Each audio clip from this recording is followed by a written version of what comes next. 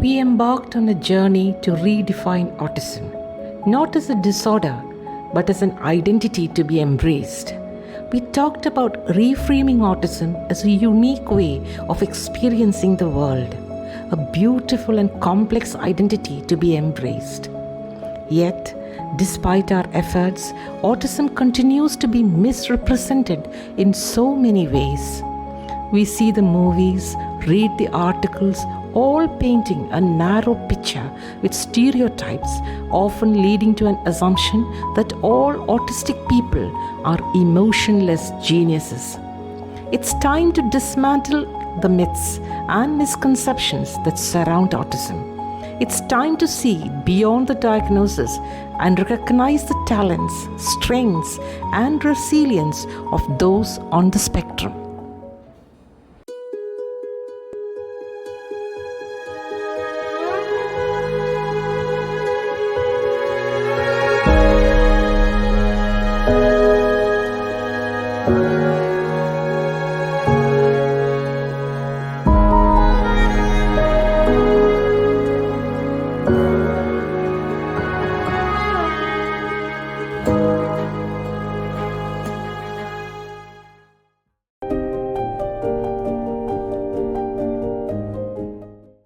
Autism is often seen through a narrow lens, portrayed as a puzzle to be solved, a burden to be carried. But in reality, autism is a kaleidoscope of colors, each unique and beautiful in its own right.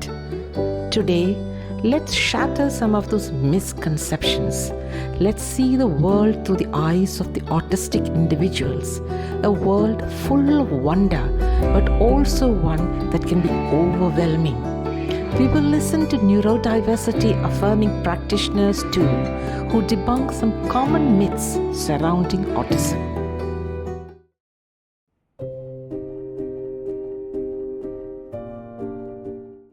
People find it hard to accept my autism because according to them, I do not look autistic, while the same people have never considered me one of them. And they have always othered me and called me weird all my life. Autism does not have a look. Everyone is a little bit autistic misconception has been used repeatedly to invalidate my problems. People misunderstand what spectrum means and claim that I might be just a little bit more autistic than they are. Reading about autism on Google might make people think they have too many autistic traits, but something very important is getting lost in translation here.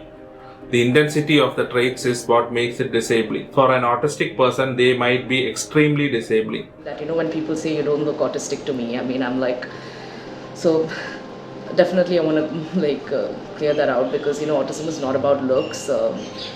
Every autistic person is different. Just because you met one person, that doesn't mean everyone is the same. So it is a spectrum, everybody is different.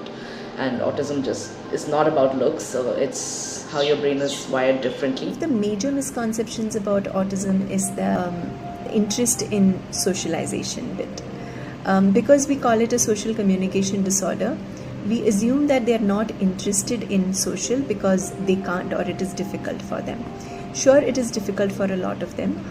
They don't know the do's and don'ts of socialization of the neurotypical world. But that doesn't mean that they're not interested in it.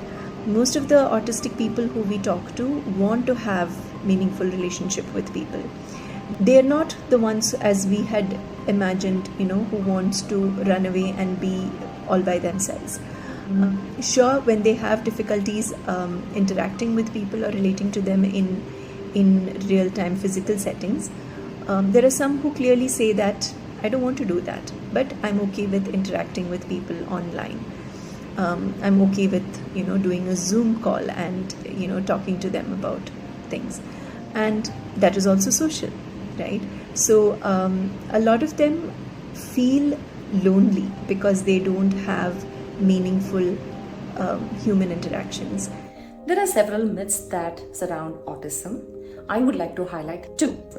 One, autistic children do not express love. The fact is, autistic children do express love, but in ways that we neurotypicals fail to understand.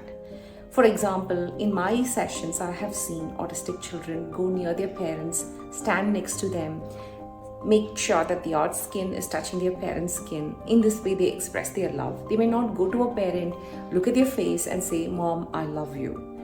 Therefore, let us not assume that autistic children do not express love or autistic individuals do not express love. 2. Autism is caused by bad parenting. The fact is, autism is a neurodevelopmental condition with brain differences.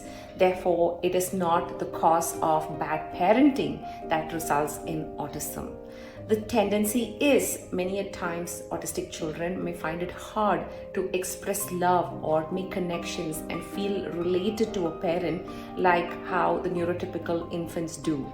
Parent of an autistic child might give out lesser connections and initiations because they're not getting a reciprocation or they don't feel rewarded about it, which is typical for any human being.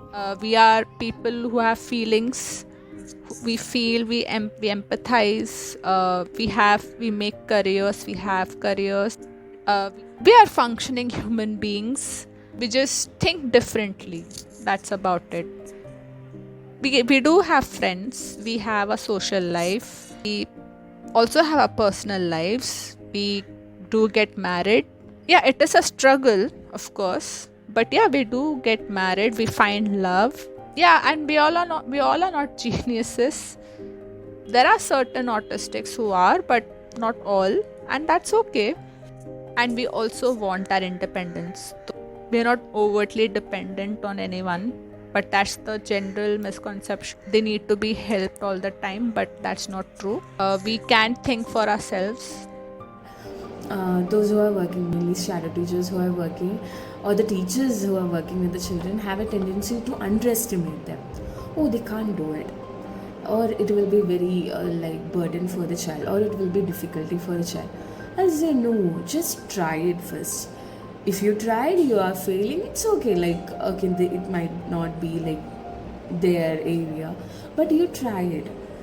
Without trying, we are telling, oh, the child might not able to do it. We have to give chance whatever we are giving to them, and we are not here to judge their ability. Big misconception about autism, what I'm seeing or hearing from a lot of my clients, is that they've been told by professionals that with the right therapies and with the right treatments, their child will outgrow autism and will be neurotypical and can get back to regular schooling.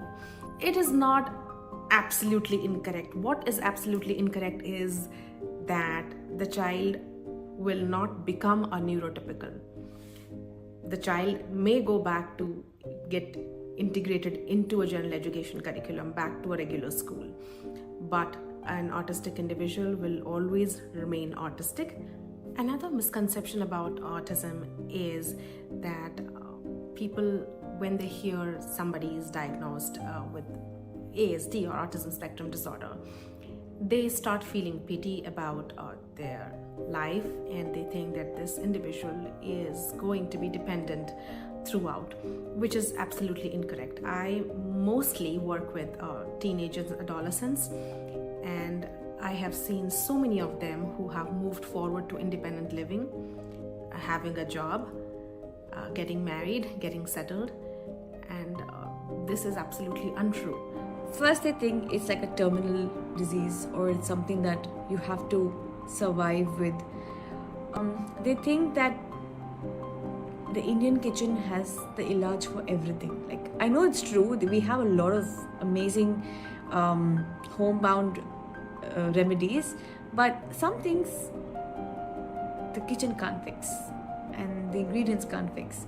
So, and some things don't need to be fixed, right? It's a neurotype. It's a different way of perceiving life, and it's very joyful actually to have differences and to know that they exist, and it's okay for them to exist and coexist, right, with neurotypicals and neurotypes. What are some misconceptions about autism you would like to change? Many phenomenal misconceptions exist about most autistic people. Something I would look to challenge is that not using speech to communicate means that the autistic person lacks in a capacity to think as well. Others on the list of misconceptions are, that we wouldn't love socializing, like solitude, that asking to time only indicates our lack of interest in socializing, and that we are totally lacking in manners en route.